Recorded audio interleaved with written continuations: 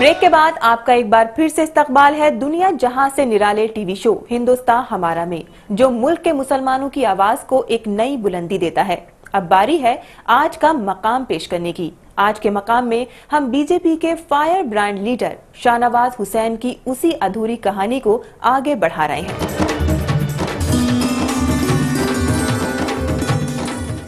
एक तरफ जाती जिंदगी थी तो दूसरी तरफ उनके ख्वाब। उन्होंने इन दोनों में हमेशा तालमेल बिठाए रखा। सियासत में भी अब लोग उन्हें जानने और पहचानने लगे थे। वो उमा भारती के लाडले और अटल बिहारी वाजपेयी के दुलारे बन गए थे। एक दिन अचानक उन्हें इलेक्शन के अखाड़े में कूदने का भी मौका मिला। भारतीय जनता पार्टी में बहुत बड़ी तादाद में मुस्लिम लोग आते हैं, काम करते हैं, और बीजेपी में मौका मिलना ज्यादा मुश्किल काम है। मैंने बहुत मेहनत की, मैंने युवा मुस्लिम सम्मेलन किया, मैंने पूरे इलाके में लोगों को जमा किया और मुझे पार्टी ने कहकर टिकट दिया। उमा भारती जी ने मजाक में पूछा कि अटल जी कह रहे थे कि तुम बहुत अच्छा बोलते हो पार्लियामेंट में, इसको लड़ाना चाहिए, पार्लियामेंट लड़ोगे? मैंने कहा हाँ लड़ेंगे। बोले कहाँ लड़ोगे? हमने कहा जो सबसे मुश्किल सीट होगी। उन्हें याद है अपना वो पहला इलेक्शन जब वो बिहार के एक कद्दावर लीडर की जीत के आगे चट्टान बनकर खड़े थे। तस्लीमुद्दीन के खिलाफ लड़कर ही मैंने मजबूती से लड़कर अपनी पहचान बनाई, क्योंकि तस्लीमुद्दीन के खिलाफ लड़ना क्या बोलना भी मुश्किल था उस दौर में।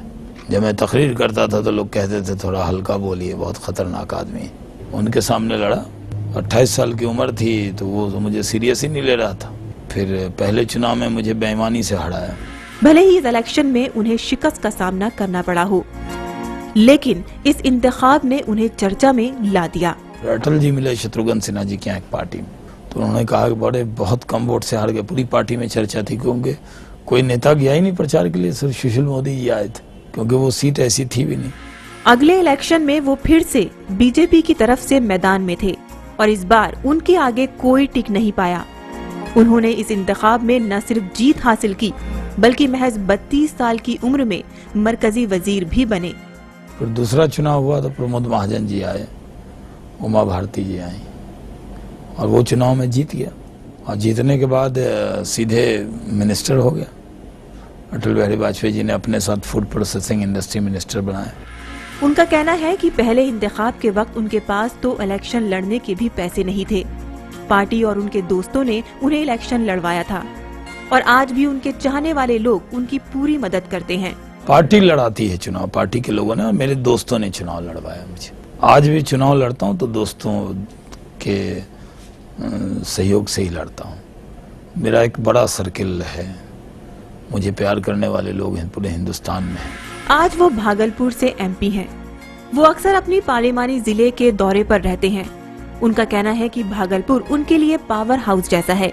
किशनगंज हिंदुस्तान में जहाँ सबसे ज्यादा मुस्लिम आबादी रहती है, वहां से मैं चुनाव जीत कर आया, और आज मैं भागलपुर से एमपी हूँ, जहाँ कांग्रेस के दौरे इख्तिदार में जहाँ हिंदू मुस्लिम फसाद हुए थे, भयानक फसाद हुए थे, आज मैंने वहाँ मोहब्बत का कमल खिलाया। और हिंदू और मुसलमान दोनों मेरे पर भरोसा करते हैं, दोनों अपना मानते हैं, दोनों को मेरे पर यकीन है, और यही मेरी ताकत है। अब जज्बाती मुद्दों पर वोट नहीं होता है, और ये कह के नहीं होता कि सेकुलरिज्म का मतलब है कि एक इफ्तार पार्टी कर दीजिए, एक वो अरब वाला गमछा जो हिंदुस्तानी मुसलमान कभी ओढ़ते नहीं उसको वो लेकर आ जाइए, और एक टोपी पहन लीजिए। नेताजी ने एक खजूर खुद खाई, एक मुस्लिम भाई को खिला दी और कह दिया वो हो गया सेकुलर। तो सिर्फ इफ्तार पार्टी में खजूर खिलाने से आप सेकुलर हो गए? वॉलमार्ट को लाने की तैयारी हो रही है, लेकिन अमेरिका में मुसलमानों के खिलाफ जितनी साजिशें होती हैं उस पर कांग्रेस का नेता क्यों नहीं बोलता? सिर्फ नाम के सेकुलर हो जाएंगे। उनका कहना है कि उन्होंने बीजेपी में स्ट्रीट वर्कर की तरह काम किया है। उनका कहीं शिद्दत से मानना है कि मुस्लिम कौम को आगे बढ़ने के लिए जात पात से ऊपर उठकर सोचना होगा।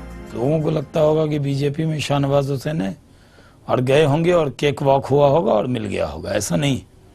हमने बीजेपी के स्ट्रीट वर्कर की तरह काम शुरू किया, और जब काम शुरू किया तो करीब 86 में मैं भारतीय जनता पार्टी से जुड़ा, और जाके 98 में हमको लोकसभा का टिकट मिला।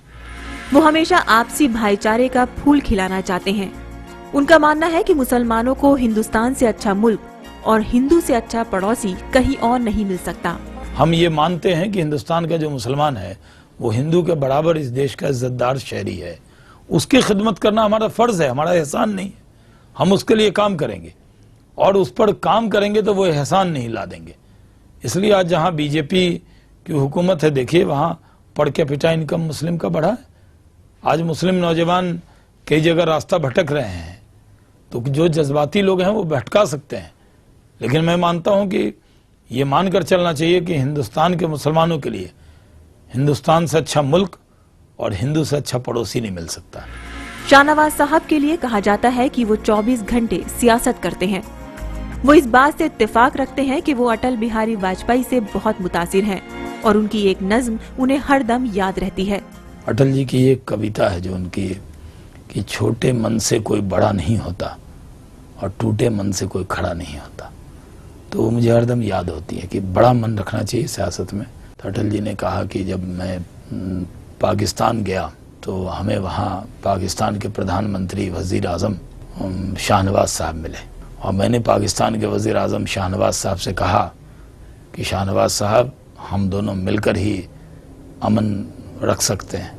तो मैं चुप के उठा, मैंने कहा सर शाहनवाज नहीं नवाज शरीफ। तो उन्होंने कहा अरे एक ही बात है। उन्हें फिल्मों का भी शौक है। उनके फेवरेट एक्टर आमिर खान और अक्षय कुमार हैं। वहीं अदाकारा की लिस्ट में वहीदा रहमान और करीना कपूर उनकी पसंद में सबसे अव्वल हैं। अक्षय कुमार मेरे दोस्त हैं, इसलिए वो मेरे फेवरेट भी हैं, और ऐसे आमिर की एक्टिंग मुझे बहुत अच्छी लगती है।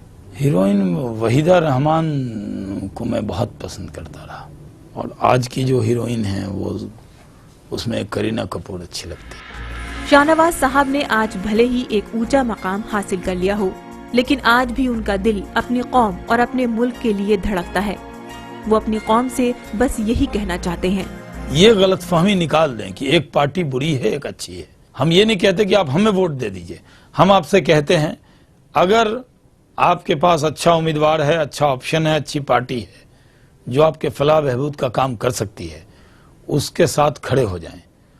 किसी की जागीर न बने, इफ्तार पार्टी में खजूर खाकर खुश न हो जाएं, बल्कि ये देखें कि उसके दौरे इख्तदार में आपको उसने आपके लिए क्या काम किया है। सिर्फ बीजेपी को गाली देकर कोई सेकुलर होकर आपका वोट डकारना चाहता है, ऐसे लोगों से बचें। मैं ज़रूर कहना चाहूँगा खासकर नौजवानों से कि बहुत से लोग हैं जो गुमराह करेंगे आपको, लेकिन उनके गुमराहकुन बातों में ना आए।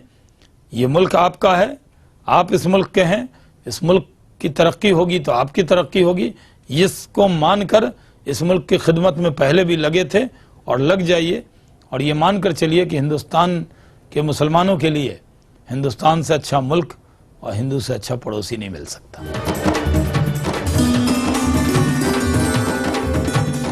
देखा दोस्तों, जनाब शाहनवाज हुसैन किस मानिंद इतने कम वक्त में मुल्क के जाने माने सियासी लीडरों में शुमार हो गए हैं।